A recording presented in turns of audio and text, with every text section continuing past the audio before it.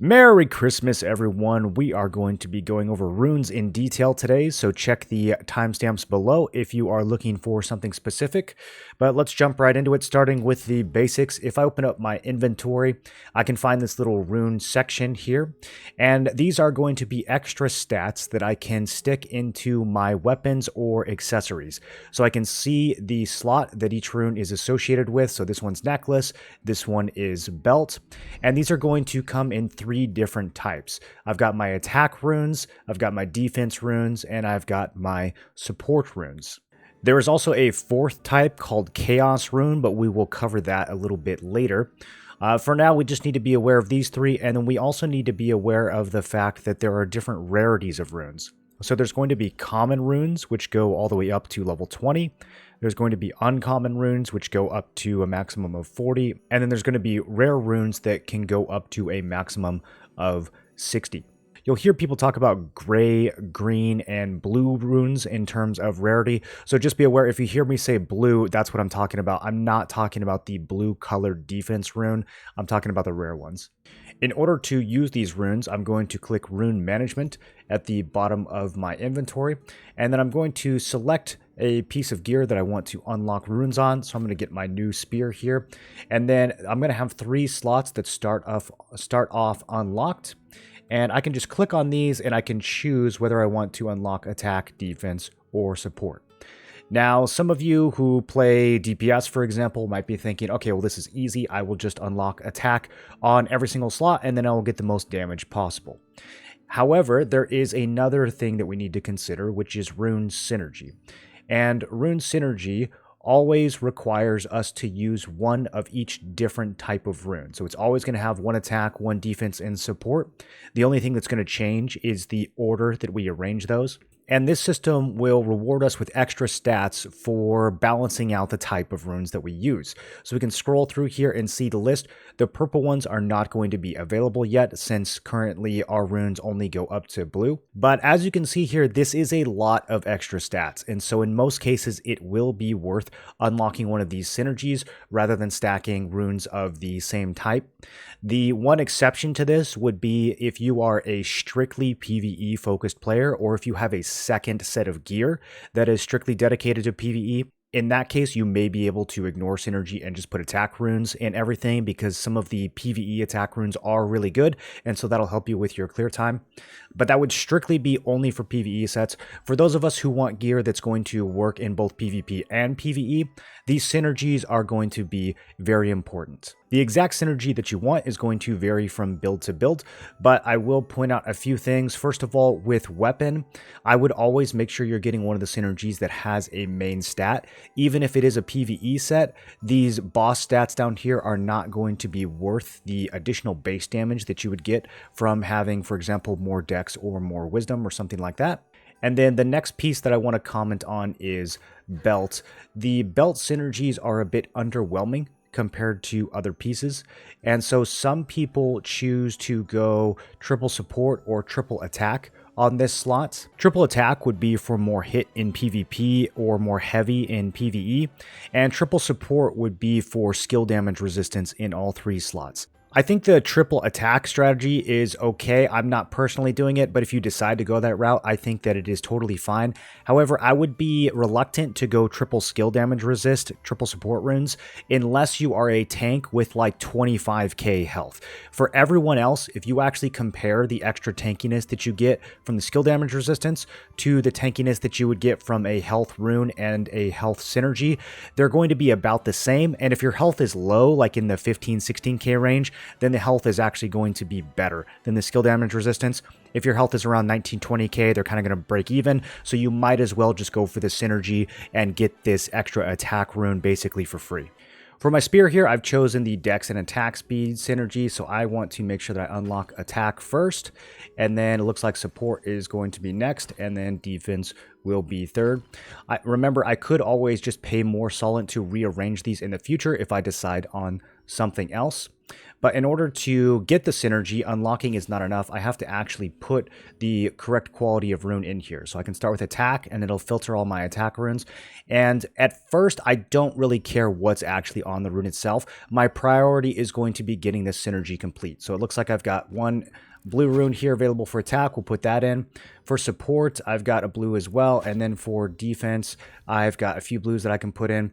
So I can look at my different options here and kind of decide which one's better. Maybe I want the range endurance right now more than I want the magic evasion, so I could choose that for my particular build. But the important thing here is that all three of these are blue. You might not be able to do this at first. You might, for example, have a couple blue runes, but maybe for support you only have a green. If that's the case, you're only going to get the green synergy. Even though two of these are blue and one's green, it's going to take whatever the lowest rune available here is. So you can basically skip common runes. They're not really going to give you a lot of benefit. I would try to at least get green runes in here and try to target that green synergy. Once you can, upgrade your green synergy to the blue synergy. Once you've got the blue synergy established, then you can start hunting for the particular runes that you want in each slot and really start to max those out. Once those synergies are good to go, let's talk about which runes are going to be the best options for each type. For attack, really the only tricky one is going to be weapon, and we want to choose between skill damage boost and heavy attack. Some things to consider here. Usually these are worth about the same in terms of total damage increase point for point, but skill damage boost is going to be a consistent slight increase to your damage across the board, whereas heavy attack is either going to do nothing at all or it's going to double your damage. So if you're playing a more bursty build like Greatsword, you're probably going to value the heavy attack. If you're playing something that deals multiple damage types like bow staff, then you might want to go for skill damage boost to get that increase to both of your weapons equally.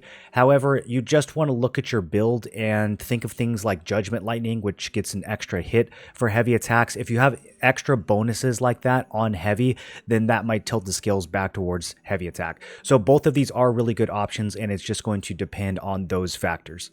For every other slot, the PvP choices are here. They're pretty clear. There's not really any alternatives to those. And then for PvE, you would just run boss heavy attack in all your accessories. For defense, I'm going to list out all the runes that are viable in the current meta, and as you can see, there are a ton of options here. Okay, just a little joke there. Here's the actual expanded list, but for real, max health is very good. Basically, for every build in every slot, you could just go with max health if you wanted to. The reason why you might go with evasion or endurance is because it allows you to be a little bit more selective about what damage type you care about. So, if you're really tired of getting stunned by greatswords and you're playing a melee evasion build, then maybe you want to focus on getting more melee evasion. If you're playing large scale and you're really sick of dying to flash wave, then maybe you want to focus on range evasion or range endurance. So those will give you a little bit more control there. Obviously, evasion players go with evasion runes, endurance players go with endurance runes. You generally don't want to mix these. But one thing to consider for endurance players is that on slots where you can get heavy attack evasion, point for point, that is probably going to be more value for you than endurance. This is going to decrease your enemy's chance to heavy attack. Endurance decreases your enemy's chance to crits. Both of these things are good, but I think decreasing the chance to get heavy attack for double damage is going to be more valuable. And then for PvE, I wouldn't worry about evasion or endurance. I would just go max health in every slot. For supports, any piece that can have skill damage resistance, I would consider that to be mandatory. I would always use that when available. For necklace and ring, it's not going to be an option. Some people are running Amatoi heal here. I would not do that. I don't know why they did it this way, but if you actually look at your stats in your character screen, you'll see that your Amatoi heal starts at plus 200% over your base. And so that means that when you're getting an extra 18% Amatoi healing, it's more like an extra 6% of actual benefit. So I don't really think they're very good. And then I tested out the recovery crystal runes and they don't seem to do anything. I'm going to test this more to see what's going on. Maybe I missed something, but the number that my healing potions did with and without recovery crystal runes was exactly the same. So that leaves us with very few options here. For healers, I think you definitely just go with the skill heal because that will increase your outgoing healing. For everyone else, I would either get incoming healing so that you can be healed more easily by your healers, or if you are stacking a certain type of resistance like collision resist, if you're already stacking that on your gear, then you can get a little bit more of that from your support runes here. So now we know the best runes to use, but let's talk about how we actually earn these runes to begin with. And before I go over the different methods to earn runes, we first need to understand how runes level up in the background. So this is a little confusing because the game doesn't really tell you or show you this anywhere, but all of your runes have a potential level that they can drop at starting at level 1. So the first time I ever loot a max health rune, it's going to be a level 1 rune, but then when I loot a max health rune again, it's going to go up to level 2. I could even get lucky and it could jump straight from level 1 to like level 3, and then at higher levels, like when I'm in the 40s, the runes have a chance to not level up, so I might have to loot level 40 multiple times before it becomes 41. But the important thing here is that the rune itself that I already have is not leveling up. It's my potential for dropping that rune that is leveling up. So there's no way around this. I have to grind all the stats that I care about from 1 to 2 to 3 all the way up to level 60. I've heard some people say that you have to grind each stat on each piece. As far as I can tell, that is not how it works in our version. So once I level up max health, it seems to be leveling up max health across every slot. But for certain stats like skill damage boost that only show up on weapon, since that stat only appears on one slot, it's probably going to drop less often and therefore it's going to lag behind my other levels. Now, if you recall from earlier, common runes are going to cap out at 20 and uncommons are going to cap out at 40. And so what that means is that I can no longer use common runes to level up past that point. Once I get this level 20 mana regen rune, any other commons that drop with mana regen are always going to be level 20 and they will never increase my potential to get better mana regen runes. So that means that once I get some runes that I care about around level 20, I really need to stop focusing on getting common runes and I need to start focusing on getting uncommons. And then same logic applies once the runes that I care about get to level 40, then I need to focus on getting rare runes because those are the only ones that will level up all the way to 60. So our strategies are going to shift a little bit here depending on what level our runes are overall, but just remember you really only need to focus on the runes you actually care about. I'm not going to use mana regen or fear chance or some of these runes in my build, so I don't necessarily need to switch to greens as soon as I see one of these. A stat that I do care about here would be skill damage resistance. This one looks like it's up to 19. Once I see an important stat like this around 19 or 20, then I need to start thinking, okay, it's time to focus more on greens instead of commons because I don't want to waste any potential level ups on an important rune like this one. This kind of sucks initially because it means that when I'm getting my runes from 1 to 20, I'm going to be focusing on tasks that give a lot of commons, and those aren't really going to be useful to me. It's just sort of a grind. But they did recently buff this a lot in this week's patch. Before, if you went to an event, it was only 1 rune that you could get. Now, based on performance, you can get up to 5. Honestly, I still think this is pretty low. I think that they should have increased this to like 10 or 20 because 5 runes for getting high performance, I feel like you might as well just spend that time running dimensional trials instead, which we'll talk about in a second. The next thing they buffed is field bosses. Instead of getting 3 runes from these, you now get 4. You should be going to every field boss when you're online anyways, so just consider this to be a bonus. You only have to hit the boss once to get credit and get some runes, and you'll still get the other guaranteed boss loot and a chance at the equipment selection box, so you should always be prioritizing bosses anyways. They also added runes back onto guild bosses, so these initially were dropping and then they stopped and now they're dropping again. So I haven't run our guild bosses yet since the patch, but before I was getting I think about 5 or 6 per run. So when you multiply those by 7 per week, that's a pretty decent chunk, although more than half of these are going to be common, so it's going to have a bigger impact in the early levels. And then they had a really big buff for abyssals. These weren't giving any before. Now for every 10,000 tokens that you burn, you're going to loot probably around 25 to 30 runes just based on some initial testing. Again, this is going to have the biggest impact in those early 1 to 20 levels. Only about 30% of these runes will be green and only about 15% of them will be blue. So this is going to be really good early on, but it won't help as much for those later levels. Once my runes are 20 plus or 40 plus, there's really 2 main things that I'm going to be focusing on for my progression, and that is dimensional trials and then various different rune boxes that we can open.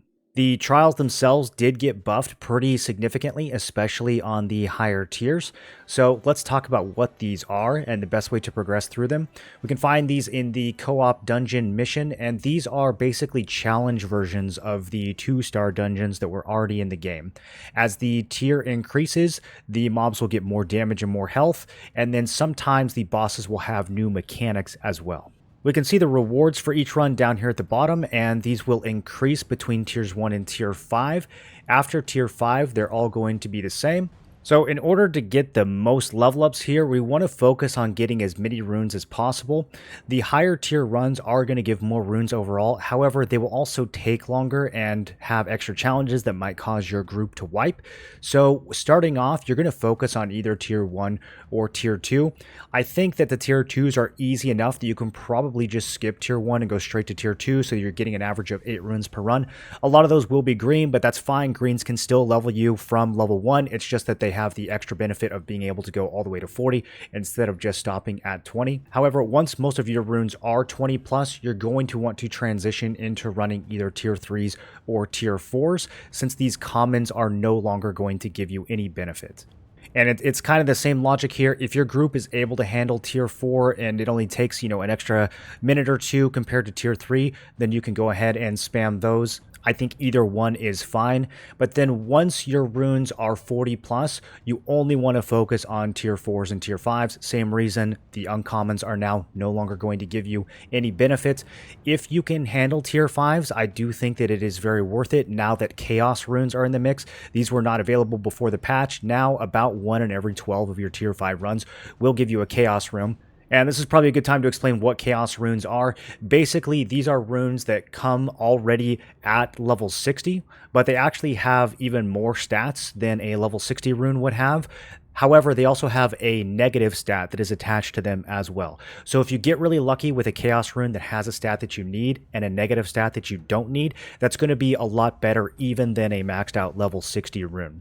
So very worth going for if it's not too much trouble. However, sometimes tier 5 will introduce a new mechanic that might be a little bit too tricky for your group. And if you guys are wiping a lot, you might want to just stick to tier 4s for a while. The easiest way to think about this is, what can I do faster? 4 tier 4s or 3 tier 5s. So for example, if my group runs a tier 4 in 15 minutes, then I want to make sure that we can clear that T5 in less than 20. If it's taking us longer than that, if we're dying, then even though I theoretically would be getting more from the tier 5s, I'm actually getting less overall because of the time that I'm wasting. If you go hard on these trials, they have the potential to give you a lot more runes than everything else in the game. However, they can be very repetitive and people do burn out spamming these. So, don't forget to have fun and enjoy the game. If you are feeling burnt out on these, then the main benchmark that you need to hit every week is 7 runs. This is only, 1 trial a day. And the reason this is going to be important is so that we can get this 150 rune box, which is obviously going to be a nice bonus. This box is a mixture of 70% green, 30% blue. So the best time to open this is going to be after level 20, but before level 40. Obviously, when you get these after level 40, you're still going to open them for that 30% chance, but the biggest benefit is going to be from the 20 to 40 range, where the greens can still level you up. Some other boxes that we need to be aware of, you can often get them from things like the Battle Pass, the Christmas event that we have right now. The event vendor will sell you some rune boxes as well. And then you can get a ton of rune boxes from pushing your season score in Dimensional Trials. And this is based on 1,000 points per tier cleared. So across all 5 dungeons, if you can clear a total of 50 tiers, then you will get the highest reward and you will get all of these boxes. These are all additive. So it's hundreds and hundreds of boxes, and these are straight up blues. So if you do get these boxes either from this or from the Battle Pass or anything else, if it is a straight blue box, you want to save those and open them at level 40 plus. I know it is difficult to sit on them and be patient, but trust me, that 40 to 60 grind is by far the longest part of the grind. The most efficient way that you're going to be able to get through that is if you open these blue boxes once your runes are 40 plus. As far as the best way to earn these points, you're going to hit 25k probably pretty naturally just from getting every dungeon to level 5. These are going to rotate. There's 2 dungeons that are available each week, and they're each going to focus on 2 different slots. So Chamber is Necklace Ring, and Island is Weapon Bracelet. You can see the schedule here as this rotates, but every week it's going to be different. So you'll naturally probably get 25k points just from clearing up to tier 5. And then from there, you can either focus on getting everything to tier 10 for the maximum reward, or you can pick certain dungeons and push them all the way to tier 15. The reason we generally don't go past 15 is because the season rewards fall off tremendously at that point. So instead of getting an extra 1,000 points like I would from 14 to 15, I only get 10 points going from 15 to 16. So it doesn't really impact my season score to go beyond 15. I think the easiest dungeon to pick right now to push to 15 is probably Void Waste. You guys can let me know in the comments what you think the second easiest one is. But if I just pick 2 dungeons to pick to 15 and then everything else is tier 5, that's already 45k. And so then, I could just pick one to go to tier 10, or I could just push the other ones to like 7 or 8 and I would be done. So get Void Waste and maybe one other dungeon all the way to 15, or just try to get everything to 10. And then our last major source of boxes is going to be from dissolving or transmutation. So I'm going to have to pick one or the other. Both of these are methods to dispose of extra runes that I have. So if I want to dissolve, I open up that rune inventory and then I can just click the dissolve button and choose the tier, and it'll automatically select all the commons. It'll show me how many rune fragments that I get. I then take these rune fragments to the accessory vendor in Stoneguard and I can craft these into rune chests. So with transmutation, it's going to be a similar process. I open the material transmutation window, I go to runes, and then I can click common and I can convert these to points. I don't want to click transmute right away. I'm not going to be able to get enough points in just one little chunk to get what I want. Usually we want to push these to the higher tiers. So in order to get to those higher tiers, I would convert all of these into points. It would delete them from my inventory, and then I could do the uncommons next if I wanted to. So before the patch, I was just transmuting everything to try to get these chaos runes. However, this is only a 1 in 800 chance. And now that we can get these from 1 out of every 12 of our T5 dimensional runs, that's going to be a much better method. So we only want to use transmutation when it's actually going to give us more runes compared to dissolving. And the rule here is pretty easy. From 1 to 40, I am always going to dissolve, because we can see compared to every tier of conversion, dissolving is going to be better if the green runes are included. However, once we don't include greens, we look at blues only, then we can see that transmutation is better at T3 and T4 when the blues are available.